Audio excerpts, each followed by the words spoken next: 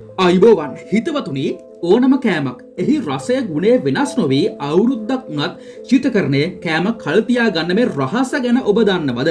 ඇත්තටම මේ කෑම කොච්චර පරණ වුණත් දැන් හැදුව වගේම නැවුම් විදියට ඔයාට පිළිගන්වන්නත් පුළුවන්.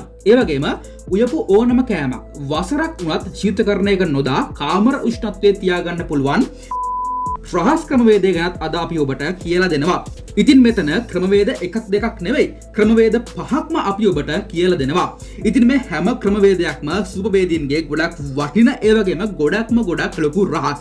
ලංකාවෙන් පිට ඉන්න අපේ අයට කාර්යබහුල ඔයාට එහෙම නැත්නම් ශීතකරණයක් නැති ඔයාට උනත් මේ වීඩියෝ එක මාරම වැදගත් වෙයි. හිතවතුනි මේ පිළිබඳව ආචාර්ය පබිලි සිල්වා, චෙෆ් ආනන්ද වර්ණකුලසූරිය, සුපවේදී ආචාර්ය ටීජී ඩයස් වගේ ශාස්ත්‍රීය ප්‍රවීණයෝ කරුණු ගොඩක් ඉදිරිපත් කරලා තියෙනවා. එහෙනම් අද අපි බලමු දන්න අය නොකියන වසර ගණනාවක් ආහාර නැවුම කල් තියාගන්න පුළුවන් මේ රහස් වර්ග පහ මොනවද කියලා.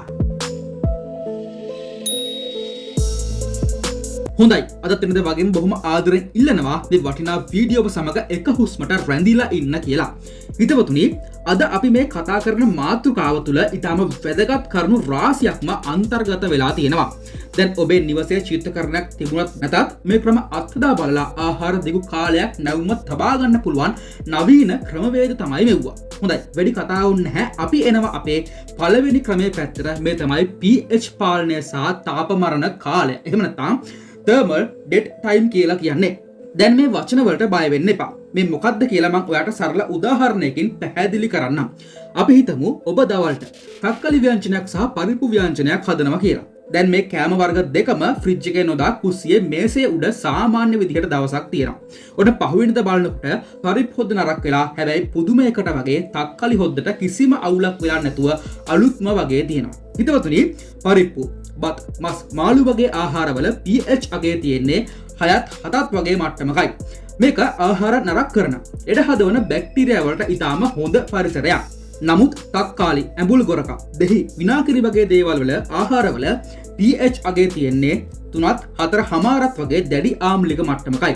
මෙන්න මේක නිසා ආහාර නරක කරන බැක්ටීරියා වලට ඒ තුල ජීවත් වෙන්න හැකියාවක් ලැබෙන්නේ නැහැ. එතකොට ඔබ යම්කිසි ආහාරයක් දින කිහිපයක් කල් තබා ගන්න හිතනවා නම් අපේක්ෂා කරනවා නම් ඔබේ නිවසේ ශීතකරණයකුත් නැතිනම් ඔබට පුළුවන් ඒ ආහාරයට ගැළපෙන පරිදි ඇඹුල් එහෙම නැත්නම් ඇසිඩ් සහිත ආහාරයක් එකට මිශ්‍ර කරන්න. උදාහරණයක් විදිහට දෙහි බින්දු කීපයක් විනාකිරි සොල්පයක් වගේ දේවල් ඔයාට එකතු කරන්න පුළුවන්. නමුත් මේ ක්‍රමවේදය වළංගු වෙන්නේ දවස් කිහිපයකට විතරයි. හරි අපි ඊළඟට කතා කරමු මෙහෙම නැතුව මාස ගාණක් අවුරුදු ගාණක් ආහාර නැවුම කල් තියාගන්න පුළුවන් ක්‍රමයක් ගැන. ඊට කලින් ඔයාට කියන්න ඕන මේ ක්‍රමය මුලින්ම ලෝකයට දායාද කරේ වර්ෂ 1749ත් 1841ත් අතර කාලේ ජීවත් වූ නිකොලස් එපාර්ට් නම් වූ ප්‍රංශ ජාතික සුපවේදියා විසිනුයි. හරි අපේ දෙවෙනි මාතෘකාව තමයි හිතවතුනි උයපු ඕනම කෑමක් වසරක් වුණත් ශීතකරණයක නොදා කාමර උෂ්ණත්වයේ තියාගන්න පුළුවන් හිටෝට් තාක්ෂණය ගැන. දැන් කෙනෙක්ට හිතෙයි මේක පට්ටපල් බොරුවක් කියලා. නෑ මේක බොරුවක් නෙමෙයි. ඔයාට ගෙදරදීම මේක කරන්න පුළුවන්. හිතවතුනි කෑමක් නරක වෙන්න බලපාන ප්‍රධාන හේතු දෙකක් තියෙනවා. ඒ තමයි කෑම ඇතුළේ ඉන්න බැක්ටීරියා සහ ඔවුන්ගේ බීජාණු ඊළඟට බාහිර වාතයේ හෝ තෙතමනය කෑම සමග ගැටීම කියලා කියන්නේ. නමුත් හිටෝට් තාක්ෂණයේදී මේ දේවල් දෙකම එකපාර නවත්වනවා. මේක සරල පියවර තුනකින් ඔයාට ගෙදරදීම කරගන්න පුළුවන්. මුලින්ම පොලියස්ටර් එහෙම නැත්නම් ඇලුමිනියම් ෆොයිල් වගේ ස්තර 3-4ක් එකතු කරපු හිටෝට් පවුච් එහෙම නැත්නම් ආහාර බහලුමක් මිලදී ගන්න ඕනේ. ඊළඟට උයපු ආහාර මේ තුරට දමා එහි ඇති වාතය වැකියුම් කර තදින් සීල් කරගන්න ඕනේ. අවසානයේට ප්‍රෙෂර් කුකර් එකක් භාවිතයෙන් සෙල්සියස් අංශක 121ක හරිද 121ක උෂ්ණත්වයකට ලක් කරලා විනාඩි 3-5ත් අතර කාලයක් මේක තඹ ගන්න ඕනේ. ඔන්න දැන් කෑම එක රෙඩි. බය නැතුව මාස කිහිපයක් අවුරුද්දක් වුණත් කිසිම ශීතකරණයක් නැතිව මේ ආහාර එක ඔයාගේ ගෙදර තියෙන ලාච්චුවක දාලා හරි තියාගන්න පුළුවන්. ඉතින් මේ තාක්ෂණයට මුලින්ම අඩිතාලම දැම්මෙත් අර අපි කලින් කතා කරපු නිකොලස් එපාර්ට් කියන සුපවේදියාම තමයි.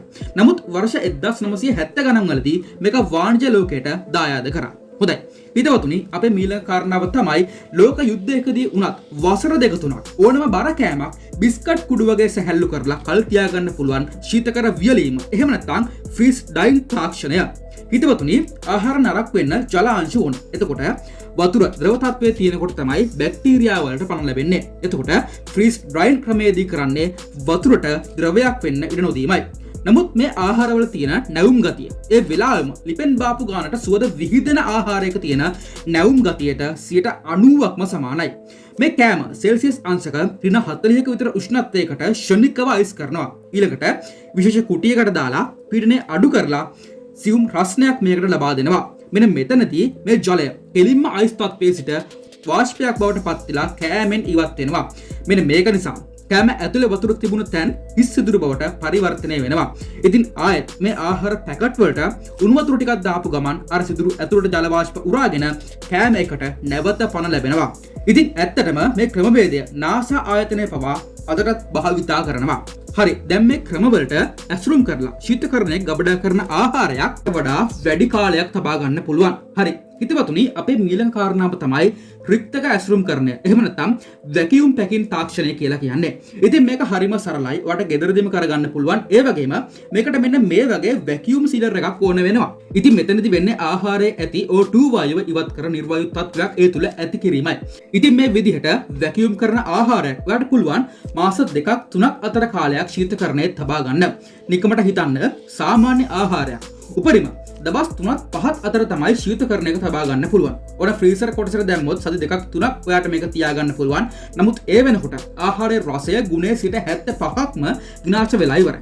නමුත් මේ ක්‍රමයේදී රසය ගුණය 100%ක්ම රැකෙනවා. ඒ වගේම හරිම සරල එක පියවරකින් ඔයාට මේක කරගන්නත් පුළුවන්. හොඳයි හිතවතුනි, අපේ ඊළඟ කාරණාව තමයි ඕනම ආහාරයකට ගෙදරදීම කරන්න පුළුවන් ප්‍රබල රසායනික බාධකය කියලා කියන්නේ. මෙන්න මේක තමයි ශීතකරණ. විදුලිය නැති අතීත කාලයේ පටන් අපේ මුතුන් මිත්තෝ කෑම කල් තියාගන්න භාවිතා කරපු එකම රහස. ප්‍රධාන වශයෙන්ම තෙල්, ගොරක, ගම්මිරිස්, කහ, ලුණු වගේ රසකාරක වර්ග වලින් පිසින ආහාර දවස් කිහිපයක් වුණත් කාමර උෂ්ණත්වයේ කිසිම අවුලක් නැතුව තියාගන්න පුළුවන්. ඉතින් මේකට හොඳම උදාහරණයක් තමයි මාළු ඇඹුල් තියල් කියලා කියන්නේ. ඉතින් මේ ක්‍රමය මගින් ආහාර කල් තියාගන්න පුළුවන් කියලා මුලින්ම පරීක්ෂණ පත්‍රිකා මගින් ලෝකෙට ඔප්පු කරලා පෙන්වුවේ වර්ෂ 1998 දී ඇමරිකාවේ උනල් සරසවියේ මහාචාර්යවරයෙක් වන ජෙනිෆර් බිලින් සහ පවුල් W ලක්ෂ්මන් කියන මහතුරු නිසුනුයි. ඔවුන් ලෝකයේ රටවල් 36ක සාම්ප්‍රදායික කෑම වට්ටෝරු දහස් ගාණක් පරීක්ෂා කරලා මේ පිළිබඳව ලෝකෙට ඔප්පු කර පෙන්නුවා. ඉතින් අද කොච්චර දියුණු ක්‍රම තිබුණත් අපි මේ ක්‍රමය මේකට ඇතුළත් කරේ ශීතකරණ නොතිබුණු යුගයක පවා අපේ හෙළය ආහාර කල් තබා ගත්තා කියන දේ පෙන්වන්න විතරයි. හරි හිතවතුනි, අපේ අවසාන ක්‍රමය තමයි ෆ්ලෑෂ් ෆ්‍රීසින් ක්‍රමය කියලා කියන්නේ. දැන් මෙහිදී ආහාරයක් ශීත කරනවා වෙනුවට සෙල්සියස් අංශක ඍණ 30ක 40ක අතර ශීත තුලකක් විනාඩි කිහිපයක් මේ ආහාර මතට වැදීමට සලස්වනවා. මෙන්න මේක නිසා කෑම ඊටාම ඉක්මනට මිදෙනවා. ඉතින් මෙමගින් පියවි ඇසර නොපෙනෙන මයික්‍රෝ අයිස් ස්පාටික මේ ආහාරය මත හැදෙනවා. දැන් මාස 2කට 3කට පසුවත් මේ කෑම එකක් දිය කරලා බැලුවොත් සෛල නිරුප්පද්‍රිතව තියෙන නිසා කෑම දැන් හැදුවා වගේම නැවුම් විදිහට තියෙනවා. ඉතින් මේ ක්‍රමය මුලින්ම හොයාගත්තේ වර්ෂ 1886ත් 1956ත් අතර කාලයේදී ටෙරන්ස් බර්ඩ්ස් අයි කියන නව නිපැයුම් කරුවා විසිනි. එහෙනම් තව කෙනෙක්ට ෂෙයා කරන්න මේ වීඩියෝ එක වටිනවා කියලා හිතනවා නම් අදට ගිහිල්ලා එන්නම් ඔබට ජයෙන් ජයම වේවා.